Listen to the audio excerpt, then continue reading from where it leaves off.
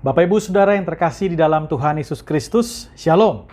Senang sekali bisa kembali berjumpa dengan Bapak Ibu Saudara semua, jemaat, pengerja, pengurus GKRI Pelita Kasih. Apa kabar semuanya?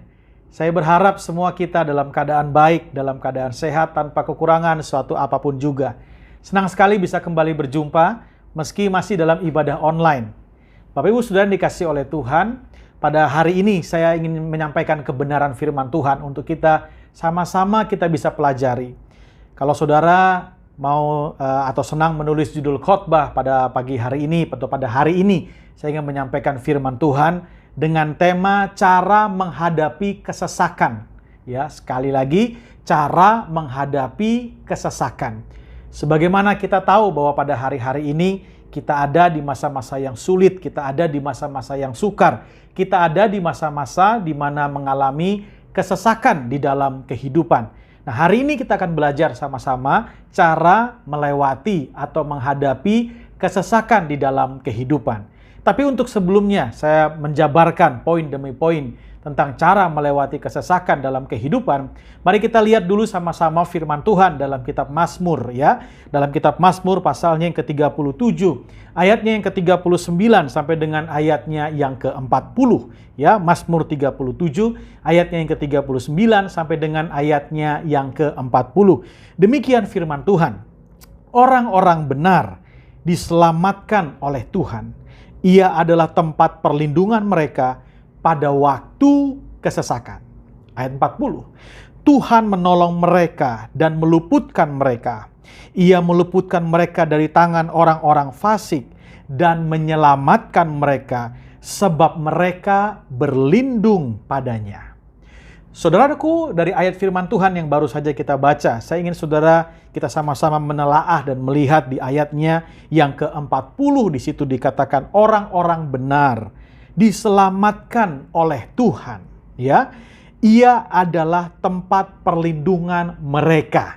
Pertanyaannya adalah siapa mereka? Kalau kita mengacu kepada ayat firman Tuhan dalam Mazmur 37 ayat yang ke-39 atau pada kalimat yang sebelumnya, justru di situ kita bisa simpulkan bahwa kata mereka di sini adalah orang-orang benar. Jadi dengan kata lain Bapak Ibu Saudara, dari ayat firman Tuhan ini kita bisa simpulkan sesuatu bahwa orang-orang benar tidak luput ya atau tidak terhindar dari yang namanya melewati atau menghadapi atau mengalami kesesakan di dalam kehidupan. Jadi dengan kata lain, orang benar dalam perjalanan kehidupannya bisa ya melewati atau bisa bertemu atau bisa berhadapan dengan yang namanya kesesakan dalam kehidupan. Dengan kata lain juga saya bisa simpulkan bahwa kesesakan merupakan bagian dari perjalanan kehidupan orang benar. Nah, saudara, kalau kita mulai melihat hal ini, maka kita tidak akan pernah mengeluh. Kita tidak akan pernah bertanya-tanya.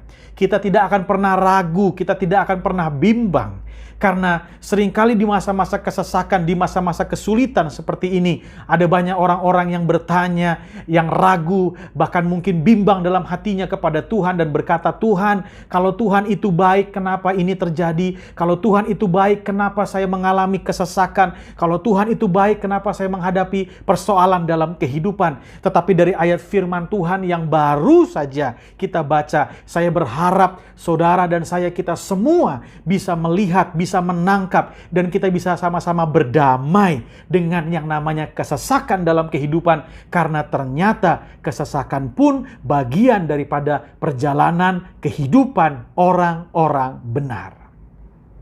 Seringkali yang tertanam dalam pikiran kita adalah kalau kita ini orang-orang yang dekat dengan Tuhan, maka kita dijauhkan dari persoalan, kita dijauhkan dari tekanan, kita dijauhkan dari kesesakan dalam kehidupan. Tapi ayat firman Tuhan yang baru saja kita baca, di situ kita bisa simpulkan sederhana bahwa orang benar pun tidak luput dari yang namanya menghadapi kesesakan di dalam kehidupan. Kita bisa lihat tokoh-tokoh di Alkitab melewati kesesakan yang terjadi di dalam kehidupan mereka. Bagaimana di dalam perjalanannya Abraham pernah menghadapi yang namanya kesesakan di dalam kekeringan yang melanda. Demikian juga dengan Ishak menghadapi kesesakan ketika menghadapi kekeringan yang melanda. Demikian juga dengan yang lain. Kita bisa lihat bagaimana Yusuf, bagaimana Elia, ya, bagaimana Elisa, semua dalam perjalanan kehidupan hamba-hamba Tuhan tidak luput dari yang namanya melewati masa-masa sulit, melewati masa-masa sukar di dalam perjalanan kehidupan mereka. Jadi pada hari ini saya mengajak setiap kita, ayo berdamai ya saudara, ayo berdamai dan terima dulu bahwa memang setiap kesesakan, pergumulan dalam kehidupan itu adalah bagian daripada perjalanan kehidupan orang benar yang harus kita lewati. Saudaraku yang dikasihi oleh Tuhan, ya kita bisa melihat dan kita bisa sama-sama bagaimana membaca firman Tuhan dan melihat bagaimana setiap orang-orang benar, ya sekalipun mereka menghadapi kesesakan, tapi kita lihat di sana ada penyertaan Tuhan. Kita lihat di sana ada perlindungan Tuhan. Kita lihat di sana ada pertolongan Tuhan. Jadi yang terpenting bukan soal mengalami kesesakan atau tidak. Tapi yang paling penting bukan soal menghadapi persoalan atau tidak ada persoalan. Yang paling penting adalah kita dalam melewati setiap fase, setiap musim dalam kehidupan kita, kita berjalan dengan siapa? Dan pastikan pada hari ini, di tengah-tengah kesulitan, di tengah-tengah kesesakan yang kita alami, kita tetap mau berjalan bersama dengan Tuhan. Jangan pernah tinggalkan Tuhan dalam kehidupan kita. Karena itu, saudara, di dalam Mazmur 37 ayat 39 dikatakan, orang-orang benar diselamatkan oleh Tuhan. Ia adalah tempat perlindungan mereka pada waktu kesesakan. Tuhanlah tempat perlindungan buat orang-orang yang benar di saat mereka melewati kesesakan dalam kehidupan. Nah, saudaraku yang dikasihi oleh Tuhan, kita bisa teruskan sama-sama dan kita bisa lihat sama-sama. Saya ingin sampaikan hal ini pada hari ini adalah ada 3 poin ya. Kita akan sama-sama lihat, kita akan sama-sama bahas. Ada 3 poin ya saudara ya. Ada 3 hal cara menghadapi kesesakan di dalam kehidupan. Ya, sekali lagi ada 3 hal yang saya ingin sampaikan cara menghadapi kesesakan di dalam kehidupan. Yang pertama, sama-sama kita lihat firman Tuhan. Yang pertama, kita lihat di dalam kitab Mazmur pasalnya yang ke-50, ayatnya yang ke-15 ya. Mazmur 50 ayatnya yang ke-15, firman Tuhan berkata, "Berserulah kepadaku pada waktu kesesakan. Aku akan meluputkan engkau dan engkau akan memuliakan aku." Selah. Saudaraku yang dikasihi oleh Tuhan, dari ayat firman Tuhan yang kita baca, firman Tuhan mengajar kita, firman Tuhan menuntun kita, firman Tuhan mengarahkan setiap kita. Di saat kita melewati kesesakan dalam kehidupan, ya, di saat kita menghadapi tekanan dalam kehidupan, firman Tuhan mengajar kita untuk berserulah kepadaku, berserulah kepada Tuhan. Jadi ini poin yang pertama, saudara, ya, untuk melewati kesesakan yang terjadi di dalam kehidupan. Tuhan mau saudara dan saya itu berseru kepada Tuhan. Bilang sama saya, berseru kepada Tuhan. 1, 2, 3, berseru kepada Tuhan. Ya, berseru kepada Tuhan. Bukan menggerutu kepada Tuhan. Tapi Tuhan mau supaya saudara dan saya berseru kepada Tuhan. Nah, saudaraku yang dikasihi oleh Tuhan, kalau kita bicara tentang berseru, ya, tentunya beda dengan menggerutu. Kalau menggerutu, seringkali kita berpikir bahwa seolah-olah harusnya nggak gini yang terjadi. Nah, itu dia ya. Menggerutu, bersungut-sungut, seolah-olah harusnya nggak gini. Kita kayak protes sama semua yang terjadi. Kita sepertinya protes sama semua situasi kondisi yang Tuhan izinkan terjadi dalam kehidupan kita. Harusnya nggak begini, harusnya kan begini, harusnya nggak gini, harusnya kan begini, mestinya kan begini dan lain sebagainya. Kita seolah-olah nggak puas tuh dengan semua yang terjadi di dalam kehidupan kita. Berbeda dengan berseru. Kalau kita berseru, itu menunjukkan bahwa kita menjadikan Tuhan satu-satunya sumber pertolongan kita. Tuhan satu-satunya sumber pengharapan kita. Saudara, mari kita lihat sama-sama. Kita introspeksi diri kita sama-sama. Hari-hari ini, di setiap waktu yang kita lewati, sudahkah kita berseru kepada Tuhan? Atau jangan-jangan kita terjebak kepada menggerutu kepada Tuhan? Kita berkata, kalau Tuhan Engkau baik, kenapa begini? Kenapa begitu? Kenapa begini? Kenapa begitu? Sebagaimana bangsa Israel di tengah padang gurun berkata, seolah-olah lebih baik kami ada di Mesir aja daripada kami ada di padang gurun seperti ini. Saudara, bisa lihat seolah-olah keputusan mereka lebih baik daripada apa yang Tuhan sedang kerjakan di dalam perjalanan kehidupan mereka. Hari ini, saudara, yuk sama-sama kita berseru kepada Tuhan. Berserulah kepada Tuhan, bukan menggerutu kepada Tuhan. Bukan menyatakan bahwa seolah-olah kita lebih bisa, lebih mengerti. Tapi ayo serahkan seluruhnya kepada Tuhan. Saudaraku, kalau kita bicara tentang berseru, atau kalau kita bicara tentang menggerutu, saya punya ilustrasi yang mungkin saya juga pernah sampaikan sebelumnya.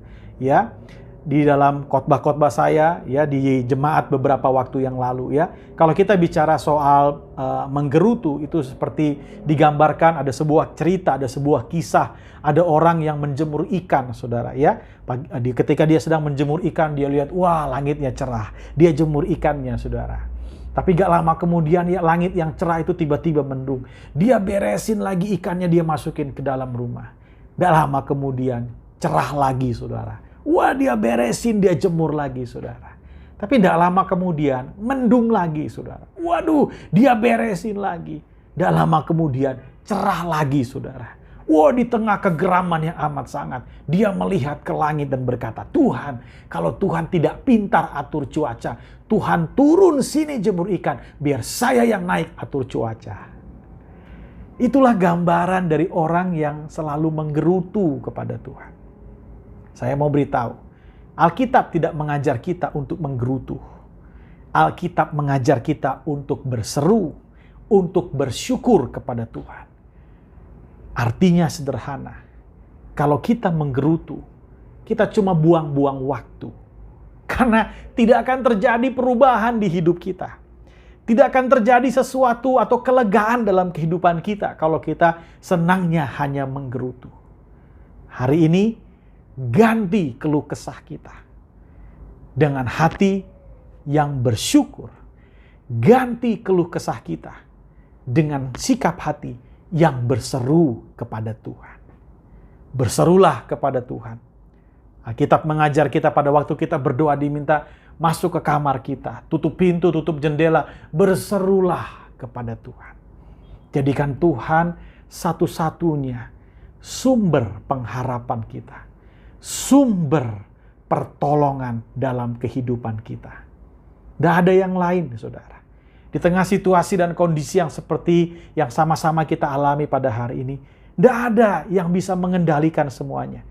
Selain kita hanya bisa berseru. Selain hanya kita bisa berharap dan berserah kepada Tuhan. Yang kedua, Alkitab mengajar kita cara menghadapi kesesakan. Dalam kitab Amsal pasal 24 ayatnya yang ke-10. Sekali lagi Amsal pasal 24 ayat yang ke-10. Firman Tuhan berkata, jika engkau tawar hati pada masa kesesakan, kecillah kekuatanmu. Sekali lagi ya, jika engkau tawar hati pada masa kesesakan, kecillah kekuatanmu. Jadi yang kedua, Alkitab mengajar kita untuk melewati yang namanya kesesakan dalam kehidupan. Firman Tuhan mengajar kita untuk jangan tawar hati, saudara. Kenapa? Kalau kita tawar hati, kekuatan kita kecil di tengah-tengah kesesakan. Karena itu jangan tawar hati. Walaupun saya tahu di tengah-tengah kesesakan, potensi kita untuk kecewa, potensi kita besar untuk yang namanya tawar hati dalam kehidupan. Oleh karena itu firman Tuhan mengajar kita, yuk di tengah-tengah kesulitan, di tengah-tengah kesesakan, jangan sampai tawar hati. Karena seringkali seolah-olah sepertinya apa yang kita mau, apa yang kita harapkan tidak sesuai. Mungkin suami mengharapkan istrinya mengerjakan sesuatu yang lebih lagi. Atau sebaliknya, istri mengharapkan suami mengerjakan sesuatu yang lebih lagi. Atau bahkan anak-anak dengan orang tua dengan anak-anak. Di tengah-tengah situasi yang demikian, sepertinya harapan-harapan kita kok kayaknya tidak ada yang terjadi yang sesuai dengan apa yang kita mau. Bahkan mungkin kita minta pertolongan sama orang lain. Tapi karena orang pun berupaya untuk survive kehidupan dan keluarganya, mungkin juga tidak bisa untuk menolong kita. Sehingga kita kecewa kepada orang-orang yang ada di sekeliling kita. Kecewa sama suami, kecewa sama istri, bahkan mungkin kecewa dengan keluarga kita. Bahkan seringkali bisa jadi gini, kecewa sama Tuhan. Kita tawar hati. Nah, Alkitab mengajar kita, kalau kita tawar hati, maka kecillah kekuatan kita. Kita tidak akan bisa melewati kesesakan kalau kekuatan kita kecil. Bahkan di tengah-tengah situasi yang seperti ini, di mana imunitas tubuh dibutuhkan, kalau kita tawar hati, saudara, ya itu bisa saja menyerang kesehatan kita juga. Oleh karena itu, sekali lagi, ayo saudaraku, ya, jangan sampai tawar hati di tengah-tengah kesesakan dengan siapapun juga. Responi setiap kesesakan yang terjadi dalam kehidupan kita dengan baik. Jangan sampai kita muncul tawar hati dalam kehidupan kita. Firman Tuhan mengajar kita demikian. Yang ketiga, yang terakhir, saudara. Ya, Alkitab mengajar kita dalam Roma pasal 12 ayat yang ke-12. Cara menghadapi kesesakan. Ya, Roma 12 ayat 12 firman Tuhan berkata, bersukacitalah dalam pengharapan, sabarlah dalam kesesakan, dan bertekunlah dalam doa. Saudara bisa lihat di situ, sabarlah dalam kesesakan. Sekali lagi saya mau katakan, sabarlah dalam kesesakan. Tuhan mau saudara dan saya sabar dalam melewati kesesakan. Sabar, tidak tergesa-gesa, tidak buru-buru. Sabar. Sabar. Mungkin saudara bertanya, Pak, kenapa kita masih sabar? Jawaban saya sederhana. Pasti ada kebaikan di setiap kesesakan yang kita alami. Kalau kita meresponi dengan benar. Pasti ada kebaikan, ada faedahnya buat kita, ada manfaatnya buat kita. Coba saudara renungkan sama-sama di tengah-tengah masa-masa pandemi seperti ini. Beberapa di antara kita mungkin ada yang meningkat, bukan mungkin, pasti ada yang meningkat imannya, pengharapannya, bahkan juga kualitas daripada doanya, ya.